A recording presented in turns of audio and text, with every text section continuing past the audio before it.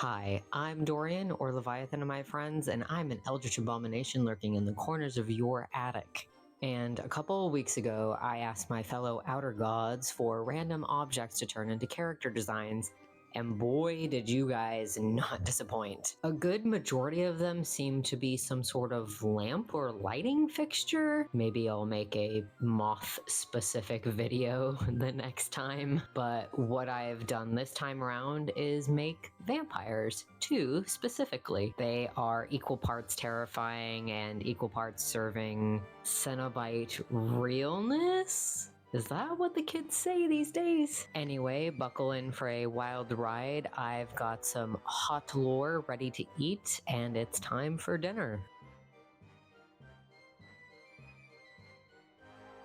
Our first design is brought to you by what looks like a bunch of baby doll parts crammed into this horrifying looking gumball machine. Even for 10 cents, I'm not sure I would touch that. But to each their own. While this beautiful disaster was cooking in my brain soup, I went over to Pinterest to begin concocting their aesthetic under the aptly named Cenobite Girly. Those baby doll parts and the vaguely haunting drawing behind them really reminded me of the 80s movie Hellraiser. It just holds some sort of demonic presence that I can't really put my finger on. That led me down a rabbit hole of disembodied limbs, multiple eyes, this vaguely 40s or 50s housewife era aesthetic mixed with a vaguely leather aesthetic, if you catch my meaning. Overall, I really wanted this creature to be camp but still seriously creepy, and I do think I really hit that on the head. In my mind, the vampires in the world are a mix of the Tsimiska from Vampire the Masquerade, who for the uninitiated are a type of vampire from the TTRPG and video game who can sculpt themselves new body parts and even clothes from their own flesh, probably from other people's flesh as well. And the various abominations from one of my favorite video games,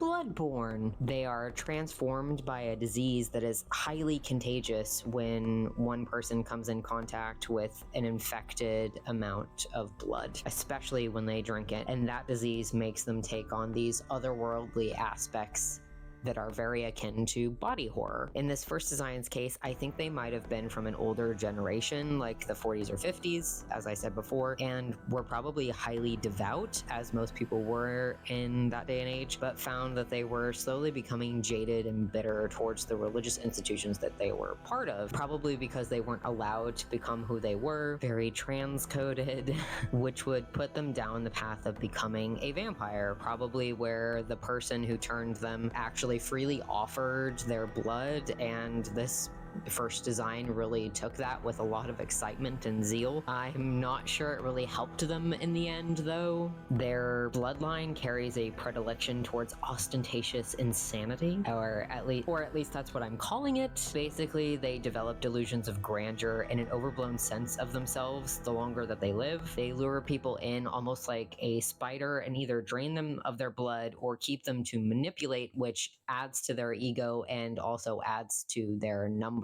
in their family. I think this fit the pose quite well, with the thought that they might have multiple limbs, much like a spider, but I was not going to draw 8 arms. 4 is more than enough, though maybe the person that turned them has more than just 4. It's quite possible that the older these vampires become, the more their mind becomes so fractured that it shines through in their physical form, which kind of makes them sound like a Steven Universe fusion, but you get what I mean. Either way, I had to make sure their clothes were perfect for someone from the 1940s housewife era, but also someone that walks down a runway they specifically built in their own home. We love a DIY queen/king that drinks the blood of their followers. To get this aesthetic across and stick with a more androgynous look, I decided on giving them a jacket. Bolero? I don't actually know what this is called, but I found it in their recommended and I really liked it. It reads as more modest, but it is open enough in the chest to fit in with a more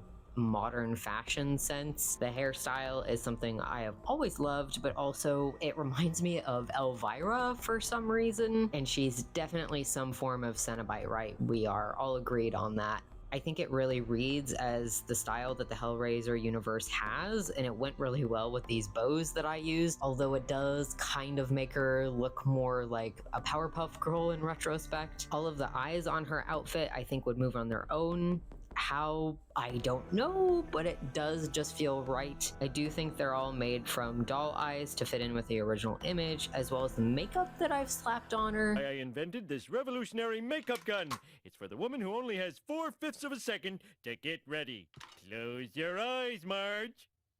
I've put her in a lighter foundation color and a sort of messed up smeared makeup look that you might see on older porcelain dolls. The cracks in her face were added as an homage to the original image. However, I do think an argument could be made that it comes from her bloodline and how her physical facade is starting to turn into this more evil and sinister thing that's lurking beneath. Something something performing for society causes us to go mad. Something something profound words here. Of course, we had to make most of her outfit leather in true Pinhead fashion, very 80s slasher coded, which means I had to make her heel some form of knife. These could be sharpened to make blood drinking easier, but I do think they are just for fun and decoration for the most part. At a certain point, I did realize that I had just made a weird, messed up version of Draculaura from Monster High, but you know what? Her design is great, so I'm not even mad about it, really. Maybe this could be if the show really went off the deep end or something. If I were to push anything, it would be to add more baby doll aesthetic to her.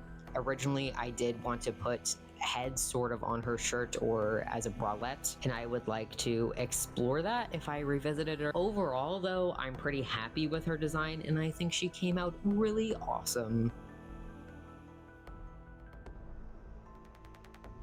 Now, this lovely lady is definitely a representation of extreme religious guilt. When I saw this image, all I could think of was Eve looking into a mirror after she had eaten the apple that the devil gave her. We're all for women empowerment here, and I definitely don't think Eve did anything wrong in her life whatsoever, but this nun is definitely struggling with that thought. Whatever happened to her within her turning was very traumatizing, and she definitely feels like she's committed some sort of cardinal sin just by being what she is now. When I was building her board, more of the imagery of that one crying statue of Mary was coming up, and to be honest, I just ran with it. I felt it combined well with the mirror and this very Paris catacombs light fixture that was sent in to me, which also immediately reminded me of the section in Dark Souls 3 where you have to dunk your head in wax to walk around the archives or this weird library. Listen, I am a huge FromSoft nerd and I cannot turn it off. However, I do think there's something to be said about maybe this nun delusionally thinking that the more candles she has on her person, the more that light will bring her back to God, or even that she misses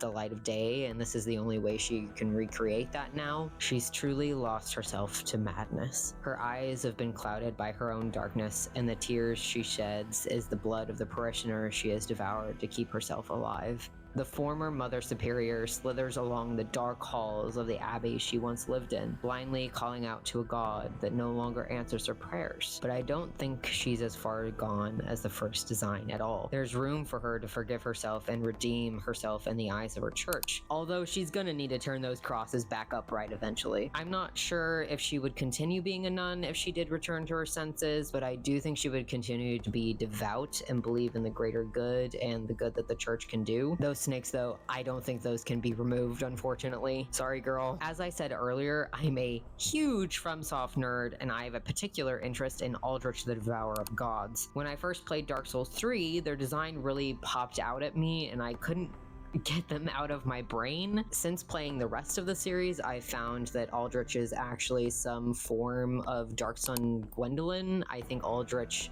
ate them at one point, but Dark Sun Gwendolyn did have snakes for their bottom half, I'm pretty sure. You can definitely see that inspiration here with this poor nun. I think her bloodline has some hardcore body horror that gets tacked onto their quote-unquote curse, where their greatest fears become a reality within their own physical form. Hers was that she had committed the worst sin possible, much like Eve, and had blasphemed so hard against God that she had completely removed herself from the the salvation cycle, essentially, hence the bottom half being turned into snake tails. I tried to counteract this by giving her stigmata, which you can sort of see there on her left hand, and if I did redo her design, it would be to add more of that, as well as make her clothing a little more intricate. If I'm honest, I felt really pressed for time, and I was getting used to the display tablet that I was using, so it was difficult to juggle all that, but I do think she came out really well in the end. Thank you for following me down this rabbit hole of body horror and vampirism. There will be more. You can see the high-res versions of these pieces as well as their process over on my Patreon. If you have any suggestions for future videos, go ahead and comment down below. If you're team Cenobite girly, go ahead and make sure you hit that subscribe button.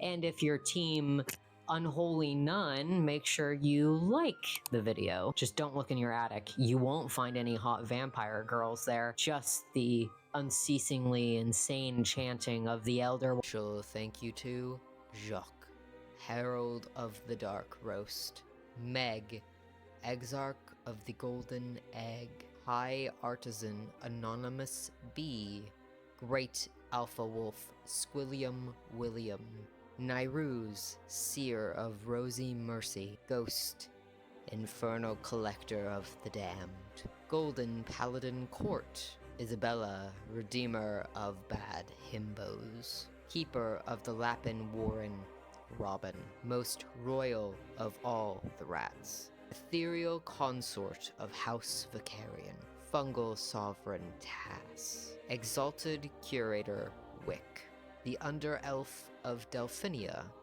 Paragon of Starlight, an impossible amount of rat babies, Divine Herald Jordan, Estrella, Sage of the Outer Realms, Wretched Sauce of House Worcestershire, Champion Pallypunk of the Immortal Valley, Tailor of Macabre Coney Livery, Eternal Apostle Austin, the Contingent of Fables, the Eminence of Light, Bunny, Exarch of the Ornate Tomb, Harley the Sanguinous, Grand Overlord Silas, Being of Exalted Sunlight, Delegate of Clan Latiners, Eternal Consul Puja, High Magi Katie, and the Herald of Wrens.